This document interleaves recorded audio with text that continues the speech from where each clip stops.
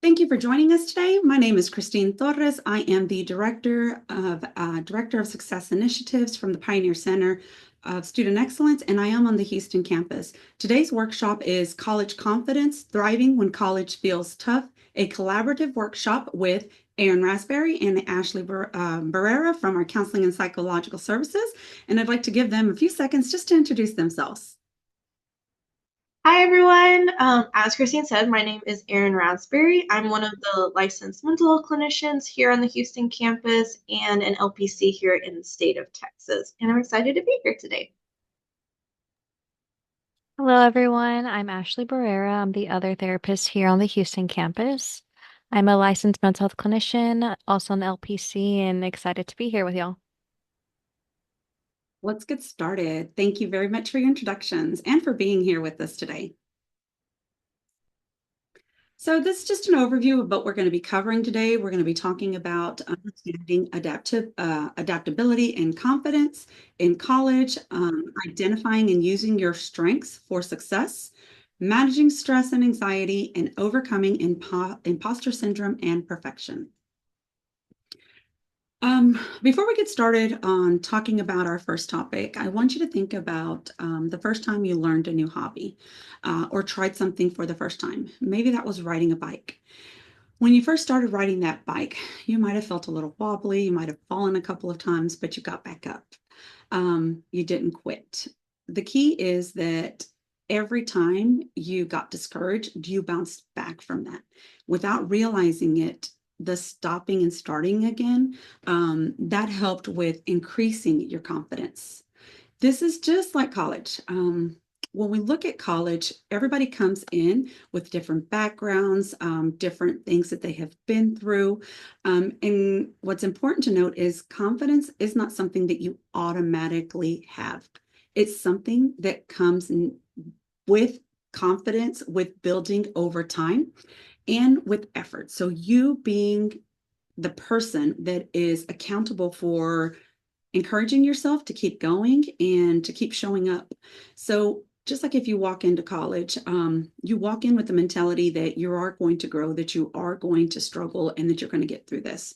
So each opportunity that you get to sit through a class, each opportunity that you get to attend a tutoring session, a workshop, whatever that looks like, showing up and being there again and again and learning from your mistakes is how you build confidence. Let's talk about adaptability. So, adaptability is the ability to adjust, adapt, and keep moving forward when things don't go as planned. Adaptability is not about being perfect. This is something that our counselors are going to be talking about a little bit later, but the importance here is progress. Every bit counts towards you accomplishing that goal. Adaptability is not about never struggling. It's going to be a difficult road. You are going to struggle. You are going to have to pivot, make changes, think about things differently. So think about this as pushing through those challenges. And today we're going to be sharing some of those strategies on how to do that. Adaptability is not about having all the answers. If we think back on our first time when we first entered into the doors of a college, we had to figure a lot of things out. And that is a continuous process, but that is also a process of growth. Adaptability is not about comparing yourself to others. It's about what works for you. There's no cookie cutter approach to how you read, how you take notes, how you attend lectures, how you deal with stress. What we're going to do today is we're going to give you those tools so that you can apply what you need when you're faced with those challenges, when you're faced with those questions and those doubts. That is our goal for today. So, confidence. Confidence is about trusting you'll figure things out and keep going even when things feel hard. Things are going to feel hard. This is college. They're new. They're the first times for a lot of things, right? The first time I've sat in a big lecture, the first time I have attended an online class, the first time I've been on my own. So these are things that are normal. And I want you to know that confidence is built by taking actions. Well, let's talk about those. You don't have to feel confident all the time. Just show up. There's a lot of things that we don't want to do, but that we have to do.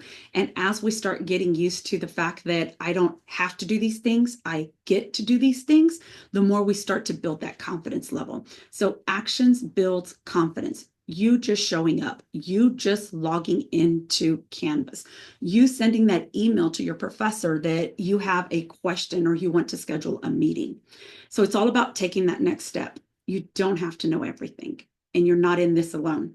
Figuring it out comes with doing something about it. If there's something you don't know, something that's unfamiliar, seek to your resources. And we'll be talking about resources a little bit later, but we do have resources like tutoring and other areas where we can also support you in. So it's about taking that next step. I don't understand this, but what can I do about it? It's to keep moving forward. Doubt is normal. Don't let it freeze you.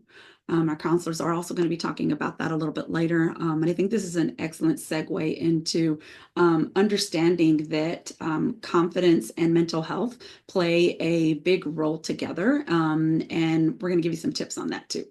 So you don't have to wait until you feel ready to start. Just get started.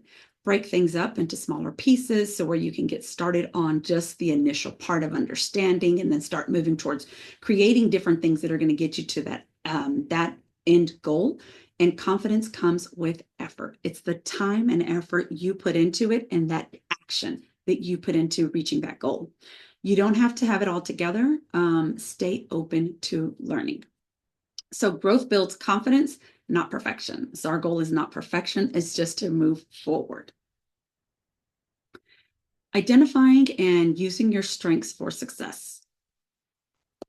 What is one academic habit, skill, or strength you have used this semester? So I want you to just take a few seconds and think about what is something you have used this semester or previous semester. What would that look like to you? So think about a strength and start small. Don't think about the big picture because, again, we're not thinking about mastering something, knowing it all. We're just thinking about the day-to-day strengths that you use at the level where you need. So did you keep showing up to class even though you didn't understand material? Did you submit an assignment even though it was late? Like, did you reach out to a professor? Those are those little things. And sometimes we don't give ourselves enough credit for acknowledging the small steps that we do. We're looking at the big picture. I didn't make an A. I didn't get recognized for, this award or this achievement, but you still participated. That's the key here. So success is not just about perfect grades.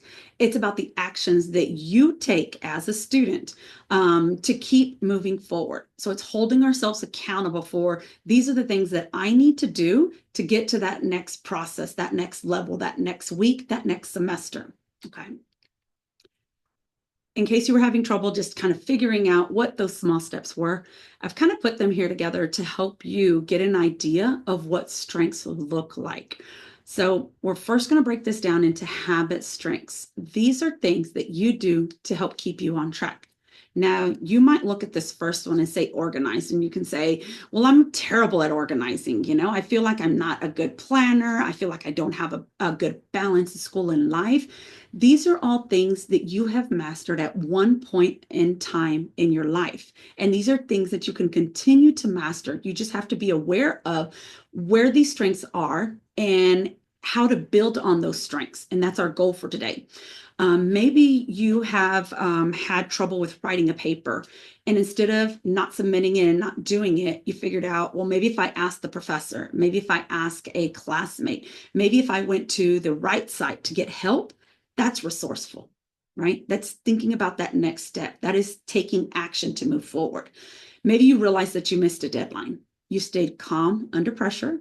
You realized what you needed to do so that you didn't miss any other assignments. You took action to stay proactive. So you don't have to be strong in all of these areas. You just have to acknowledge that these are some areas that you can start off small with, right? And that you can use these to continue developing as you progress through your semester and through your academic journey. Strengths also include how you think and you act. Let's break these down even further. If we look at attitude strengths, these are the approaches you take when you're faced with a challenge. The action strength is the step that you take to keep moving forward, even when you don't feel like it. And there's going to be setbacks, there's going to be disappointments, there's going to be confusion. But the action strengths are what's going to help you to move towards understanding, not being confused, and progressing, even if it's just a little bit, because we're not looking for perfection. Remember, we're looking for progress. Let's look at an example. If we look at this example, let's say, for instance, you have a paper that's due in 4 weeks. You look at the assignment and you're confused. You basically do not understand the assignment. You don't know where to start. It might be overwhelming. It might seem like 4 weeks is not enough time. And you start thinking to yourself, what do I do? How do I get started? Then you start to feel anxious, and you might even avoid the assignment. You might even not even log into Canvas to look at the assignment. So these are actions. And as the deadline gets closer and closer, you start feeling that stress. You start feeling that pressure. You start feeling and thinking things that don't really need to be happening in that moment if we take a different approach. So let's look at this first approach. Now that you're finally realizing I got to get to do this paper, let's get started. You're starting to maybe stay up at night, maybe missing meals, maybe not going to class, things like this. And then you start to figure out, well, let me just put something together so that I turn something in and submit it before the deadline. And then you feel that sense of relief because you've done it. A lot of times we tell ourselves, I work great under pressure. We do, but it's not always the best thing for us, right? And it's not necessarily that we work great under pressure all of the time, because if you focus solely on one thing, getting something submitted before a deadline, a midnight deadline, then you're exhausted the next day. So was it really beneficial to us, to the next day, to the next subject, to the next event? So you want to keep those things in mind. Because you've waited to the last minute, you've done this assignment, you now have less opportunity and less confidence to really make what you could have made. Maybe you turned it in and you scored bare minimum.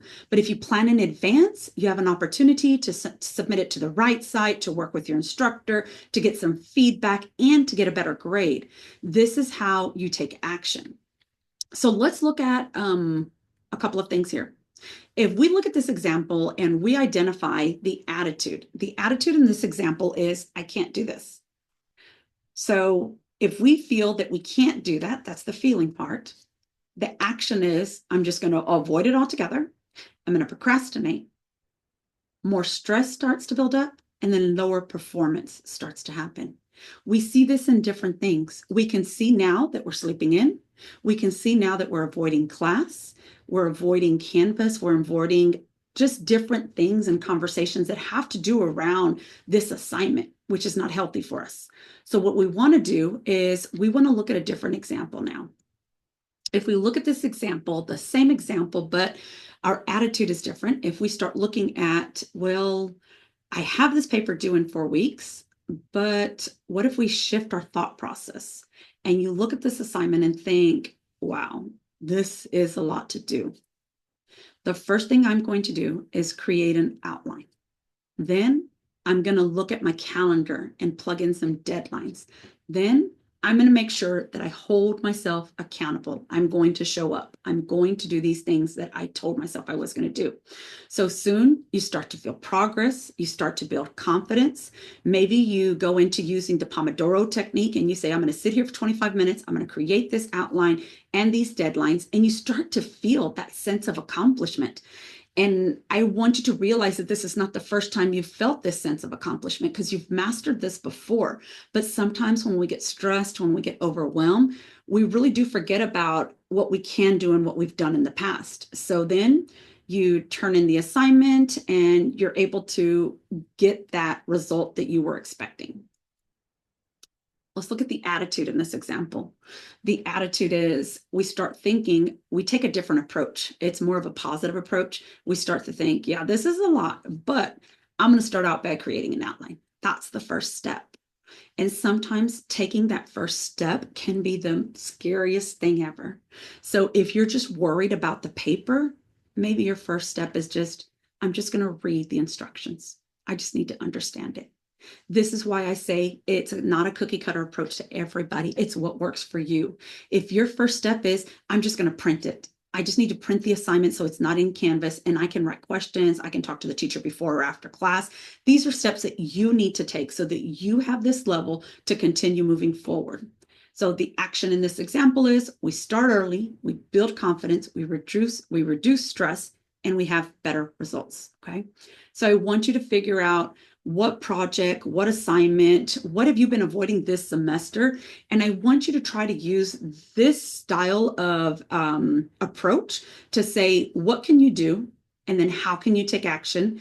And then the attitude that you're going to take towards doing this. And if it helps for you to write it down, write it down. If it helps for you to say it out loud, say it out loud. Remember that habits, attitudes. So I want to take an opportunity to just for you to think about what attitudes, habits, or actions have made a difference in this example. Can anybody think about what was different in this example compared to the first example? Problem solving, right? I have a problem. Let me figure out how to do it. Time management, because I used the Pomodoro technique. Persistence. I'm going to get this done. I'm going to take these small steps. And all of these, again, are these habits that help with confidence. Okay. Just some key strengths that will help with your success as a student. I kind of put this in this way so that you kind of have a cheat sheet to go back to if you want to look at this presentation later. But just I've organized the habits, the attitudes, and the actions just to help give you a guide in case you ever feel stuck, in case you ever feel overwhelmed. Just look at doing some of these things and picking one or two that can help you get through. And it's going to be different for every semester, every class, every instructor. But if you have these steps towards moving forward, changing your attitude and taking action, these habits are going to go a long way. And they're not going to stay with you just while you're studying. They're going to continue into your role as a professional. So I want you to remember that, okay? I'm now going to go ahead and hand it over to our CAPS counselors to go on to the next few slides. Awesome. Thanks, Christine. So we are going to start by bringing in more of the mental health aspect of this. So as Christine mentioned earlier, the aspect of confidence is very much rooted and correlated with mental health things. And so what Ashley and I are going to do today is kind of bring in big things that we see kind of correlating and having a domino effect, if you will, into seeing where a struggle with confidence or a lack of confidence tends to come in, especially for our students here at TWU. So we're going to start with looking at stress and anxiety, how to manage that and what that looks like. So if you will, Christine, next slide. Okay, so understanding stress and anxiety. So big picture things that I want you to think about right off the bat is that stress and anxiety in themselves are not bad things. Our body has a natural biological response to have stress and to have anxiety. And these are things to keep us in like survival. And so big things with this is these are things that come up to help us with potential challenges, threats, keeping us safe. You'll see us go into fight, flight, freeze mode, and your body is literally releasing adrenaline and cortisol as a natural response to things. And so if we think of it in the normal, healthy, natural context, these are not bad things for us. But what we see is when it gets to that chronic piece is where this starts to take a toll in different ways. And so as we kind of go through this and look at both the mental health and the physical health impacts of chronic stress and chronic anxiety, I want you to start taking note and kind of check in with yourself if you notice any of these currently, if this is something that you can kind of recall of like, I definitely remember a time when this was something, because overall, it's going to be really important for us to have awareness, not just on understanding what stress and anxiety do and what that looks like when it's gotten to an unmanageable chronic state, but to also be aware of I need to know how to check in with myself, know what that looks like to be able to do things that manage it and help me to be able to move forward in a positive and more healthy manner. So looking at stress, mental health impacts wise, we're going to see the increased anxiety and worry, right? So we see these two kind of going hand in hand in things a lot of times. We're going to have difficulty concentrating and memory problems. So if you think about when my body is in a chronic stress state, that means that my body is in a continual heightened state, right? And so when that cortisol and adrenaline is constantly going, right, and my nervous system is constantly activated, I'm going to start to see a decline because our bodies are not made to have that chronically happen, right? It should be in short, like manageable spurts. And so when we see that kind of taking a longer term thing happening, this is where we're going to start to see it wear down on us. And so we're going to see the overwhelming feelings. We're going to feel burnt out. We're going to have that exhaustion. We'll see health issues come up. And you're also going to start to notice like irritability. Maybe I'm feeling more snappy. Maybe I'm feeling that things are just triggering me or setting me on edge. And again, this is because our body is just getting worn down over time with this. Physical health wise, we're going to see maybe more like heart issues come up, like increased heart rate, blood pressure kind of rises. My immune system's going to weaken over time, right? Because it can't keep up with my body constantly putting this dynamic out when it's not supposed to. I'm going to have more headaches, the muscle tension, digestive issues are going to be a thing. And usually our sleep takes a huge toll when this is something that's happening for us. Now, on the other side of it, with anxiety, again, we're going to see these things that are having an impact when it becomes chronic, right? So things are going to happen that impact our daily life. So this might be that we start to avoid responsibilities or social situations. And mental health wise, we're going to see that increased negative self-talk, self-doubt, which we'll get into and Ashley will talk about later in terms of the imposter syndrome and perfectionism. We're going to also have reduced confidence, right? And being able to handle challenges or just life things in general, which very much is on par with the aspect of this workshop. Our decision making, our concentration is going to be impaired. And we're going to start feeling this helplessness or panic. And I think something that I hear a lot is we get to this point where we have anxiety about having anxiety. And so then it's just like compiling on top of each other and making things just feel like a lot more intense and worse all around. Physical health wise, we're going to again see that increased heart rate, the shallow breathing, right? Like maybe it's kind of difficult for me to take a deep breath, or I'm just having like shorter, harder breaths coming in. The muscle tension, the headaches, gastrointestinal issues, and then again, sleep disturbances, right? So that's pretty consistent for the both of them. And so it's really important, again, that we are aware of what this looks like for us and where we see this taking a toll. Because knowing that is where we take in the accountability responsibility of I see where this is having an impact and I need to be able to do things to manage it and to be able to take care of myself so I'm able to do the things that I want to do and live a healthier life holistically. So you can go to the next slide, Christine.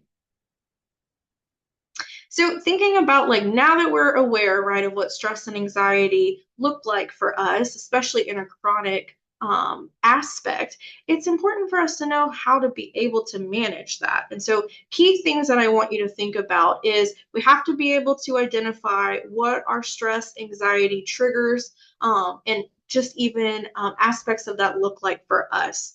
The next thing is we have to be able to regulate our nervous system. So when you think about my body being in that chronic stress or chronic anxiety state, my nervous system is activated pretty much 24/7, which is where, again, we saw it taking a toll on our system in general. So we have to be able to regulate it and let our system know that we are safe, we are grounded to be able to do the things that we need to do.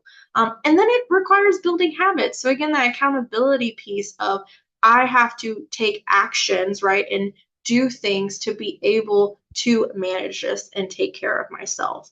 And so I put a lot of things on here because I want this to be something that you can easily screenshot and kind of just have it as a go-to thing to come back to and kind of add it to your toolbox. Some of these things are going to resonate with you and some are not, and that's okay because it's not a one size fits all. Like Christine said, this is about figuring out what works best for you. And so I kind of broke them down into a couple different categories. The first one being the regulate, right? This is where we're calming the body. I feel like this is probably like the things that we hear most often when it comes to stress and anxiety, because it is the things that are focused on, deep breathing or breathing exercises in general, the grounding exercises, muscle relaxation, progression, things like that. And these are really important because, again, it allows our nervous system to be almost like checked in and reminded of things are okay, I am safe, even if my body feels like it's not. And so thinking about things that we can do with that to engage our senses. You can hold objects and focus on the texture and temperature of things. Something that's I think been really popular lately that I've seen a lot more on like social media is using ice. And so you can do like a face ice bath, which works really well to kind of do a shock to your nervous system and help it to kind of stable out. But you can also hold like an ice cube, ice pack to more sensitive areas like your neck, like your wrists, back of your knees. And this can be really an easy way to be able to regulate. Also, a big one that's come up lately is bilateral music. And so this is something that I wasn't really aware of. And then I listened to it for the first time, and it's so trippy of how you can literally feel it kind of make your body and mind kind of like calm down. So definitely like check that out if that feels something that music tends to be a calming thing for you. Also, kind of thinking of a mindset shift, which is really going in line with what Christine was sharing earlier about the attitude, right? And how you're approaching things, is when we are in a stress or anxiety mindset, odds are we are not necessarily thinking in a way that's rational or realistic, right? So we start to see more of those cognitive distortions come up. And so that might look like I start catastrophizing, thinking worst case scenario. I might be doing more all or nothing or black or white thinking, right? Where it's either one extreme or the other, and there's not really anything in between.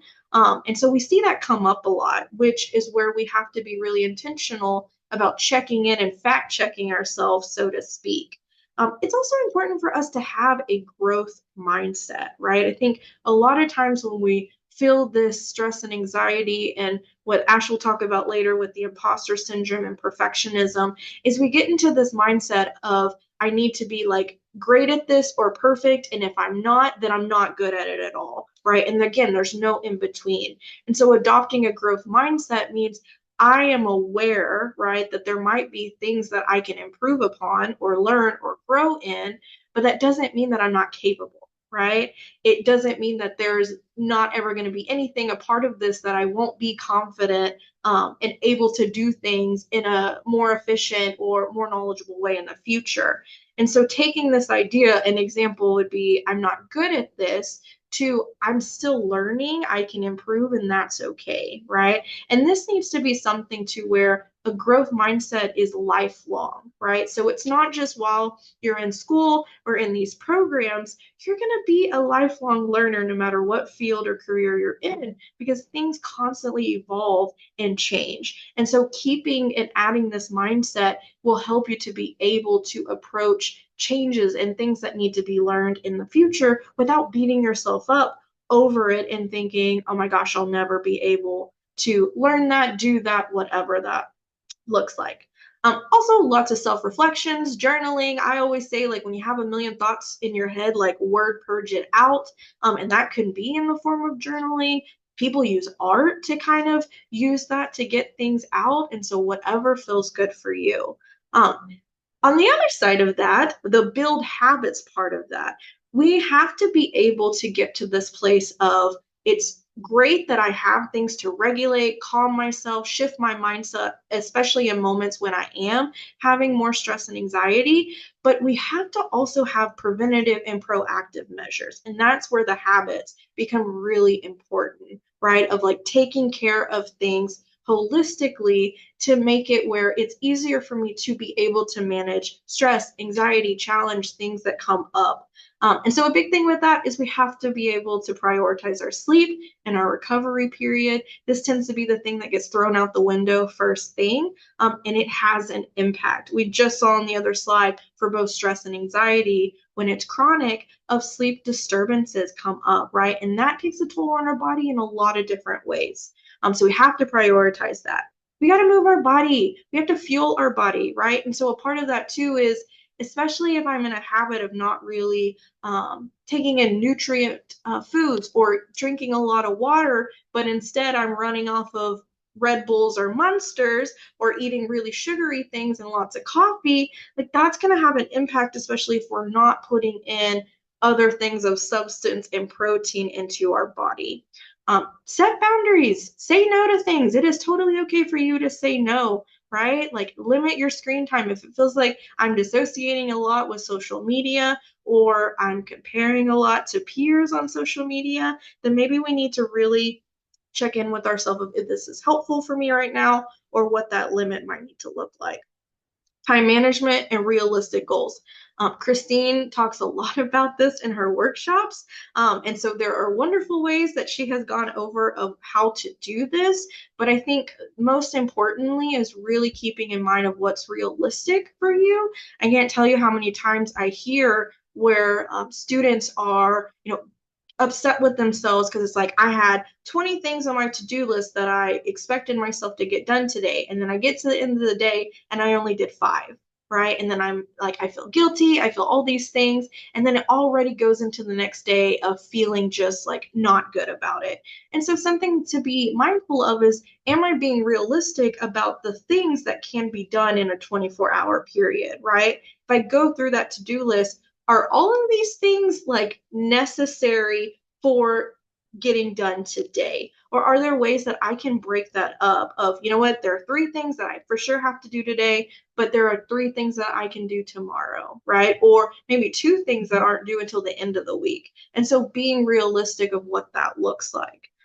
Leaning on our support system, a big part of stress, anxiety, imposter syndrome, perfectionism, all things mental health, is that it feels very isolating, and it makes it feel like you were the only one going through things. And let me be the first one to tell you, there are so many people on this campus that are going through lots of stress and anxiety. And that is a universal thing that can be kind of bonding if realizing that there is a support system of people that understand and get it. And so being able to challenge yourself to lean on those support people when you need it, because connection is so helpful when we're going through things that just feel really hard and challenging.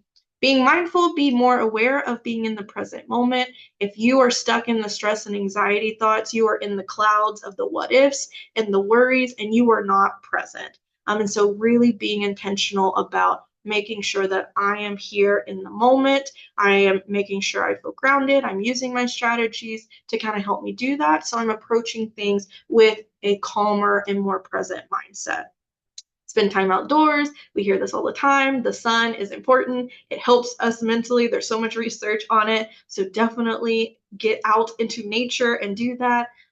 Please use humor and laughter to whatever degree feels good for you. There is something that is so helpful about just having a good laugh, especially when you're feeling stressed and anxious, that naturally kind of helps regulate your nervous system. So engage in that.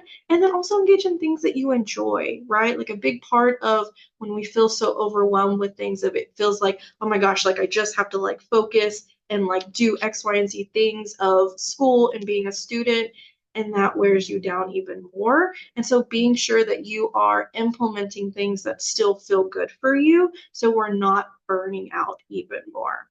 So I'm going to turn it over to my wonderful colleague, Ashley. Thank you so much, Erin.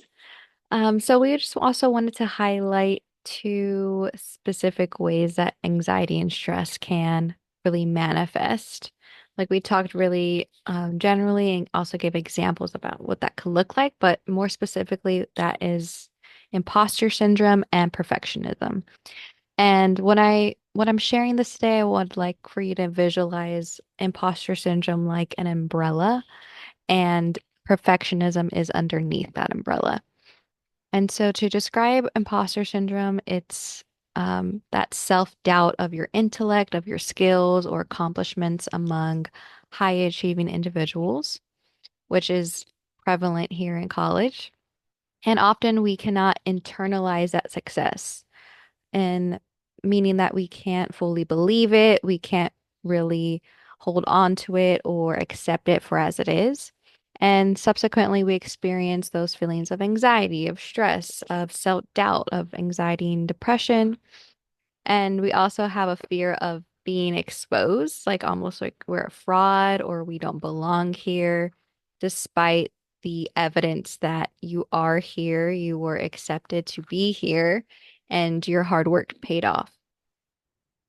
And that goes hand in hand with perfectionism. And perfectionism can be described as a tendency or personality trait, but that is high, the demand of others of yourself of high or even flawless level of performance. So maybe those unrealistic expectations, those unrealistic thoughts of, I need to have those 20 things done by the end of today, or else I'm not good enough.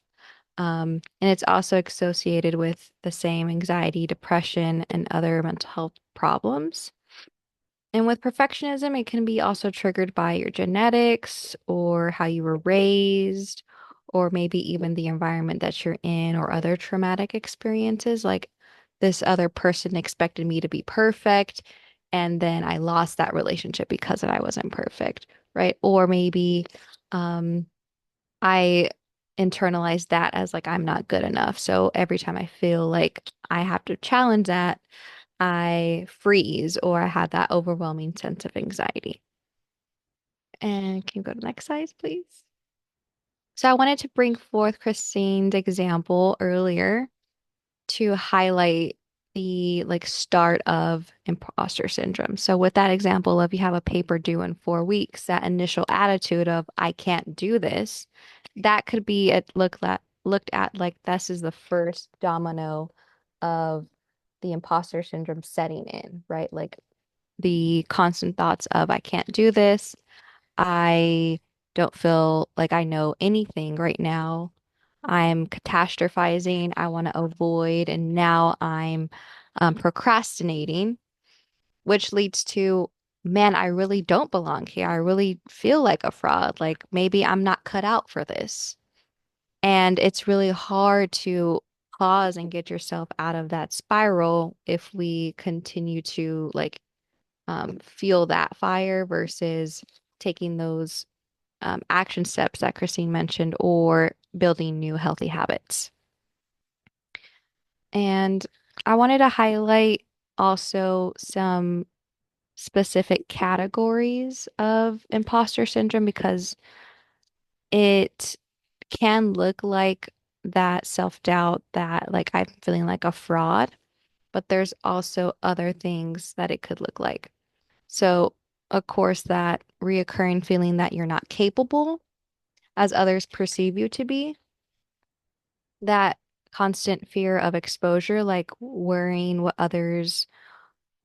others will find out about you, like you're not skilled enough or not knowledgeable as they believe that you are. Um, Also that success due to external factors, so attributing achievements to factors outside of yourself, like I was just lucky, or that was perfect timing, or another person's support, and not really giving yourself any credit, or feeling like you also helped yourself out. Part of that is also downplaying your achievements, like minimizing them or devaluing them um, as like not good enough or not even celebrating yourself. That could look like saying, that's just expected of me, right? Or that was just me doing the bare minimum.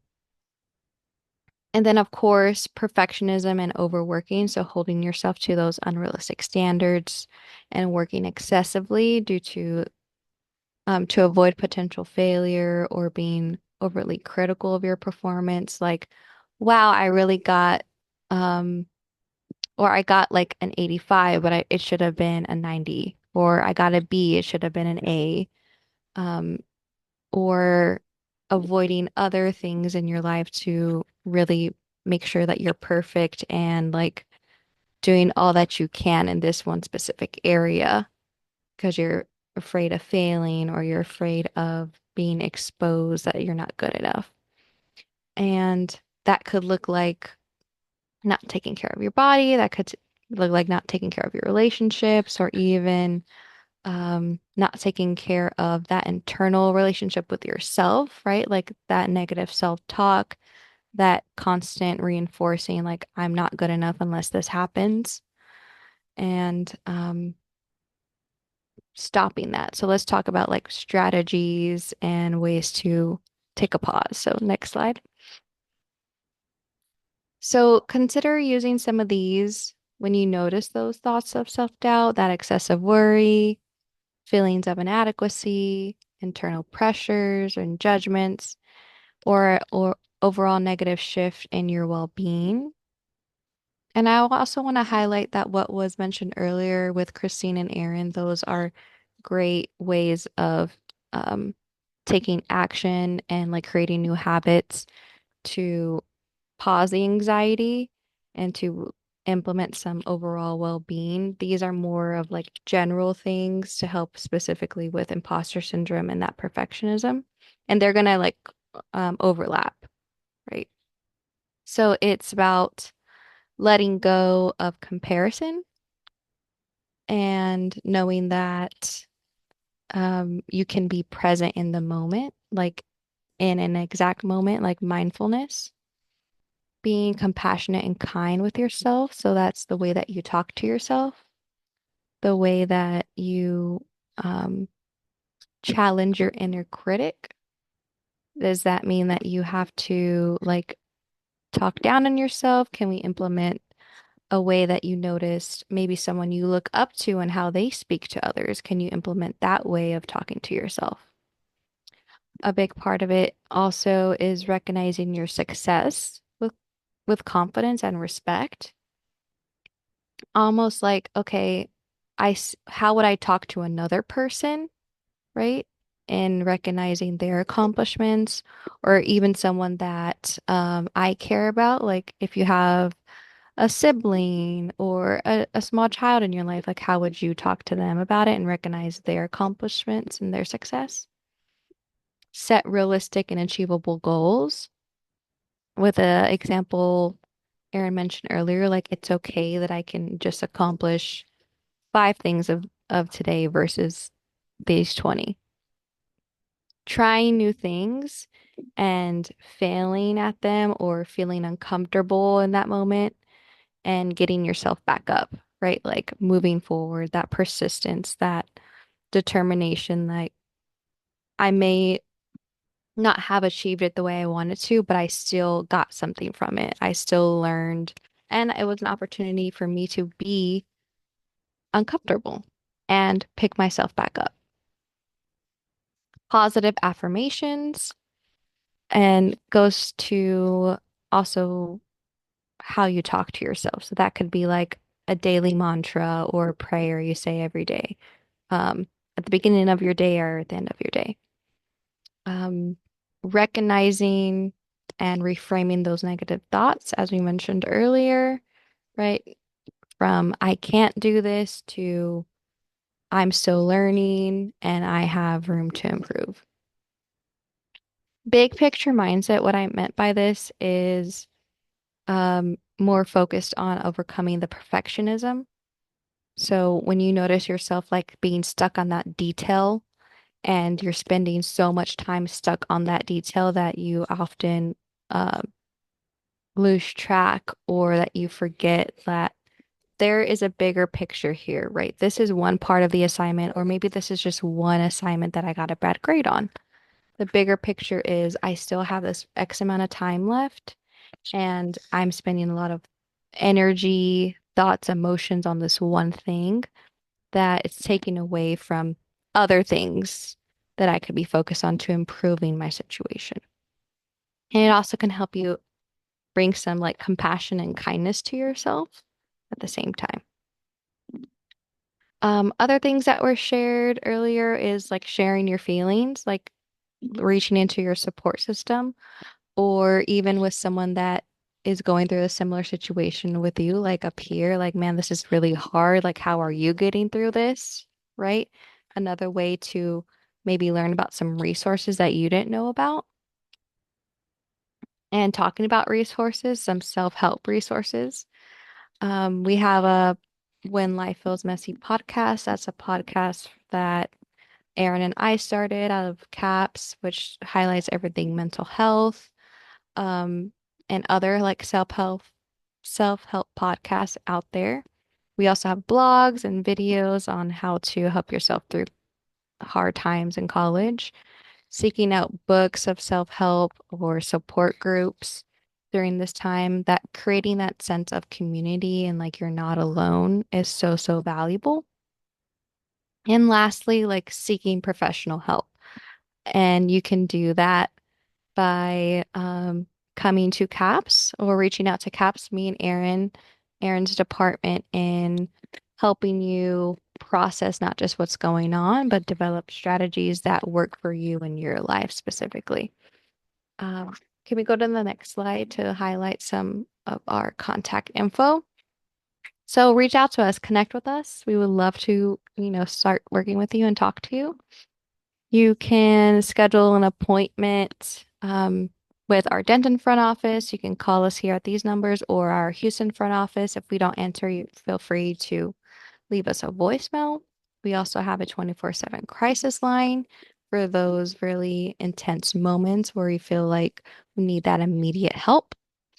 Or you can also email us and just say, hey, I'm interested in scheduling a therapy session. What are the next steps? And we can move forward from there. On the Houston campus, we're located on the second floor in the hallway past the gym, Suite 2250. And if therapy is something that you're not ready for just yet, that's okay. You can go into those self-help resources or check out our Instagram. Our podcast is on Spotify. We have a blogger profile and, of course, our YouTube videos. So, yeah. Also, I wanted to highlight something that I didn't with the categories of imposter syndrome. We will have a document um, at the end. We'll share a document with you all at the end that is a questionnaire to see if you experience any of these symptoms of imposter syndrome and like how to move forward with helping you in that specific way. Thank you, Aaron and Ashley, for the information that you've shared today. Like Ashley mentioned, the handout will be included at the bottom of this video, and we'll also email it out to everybody who is registered today. I want to take an opportunity to once again, thank Aaron and Ashley for joining us today. I am going to drop in the chat button a link for you to complete a brief survey just to let us know about today's presentation. Then I want to open it up to anybody who has any questions for our counseling staff or for myself. You can email me directly. You can email them directly. You can put it in the chat for everyone. And this will conclude our presentation. I'm going to go ahead and turn off the recording. All right. Sometimes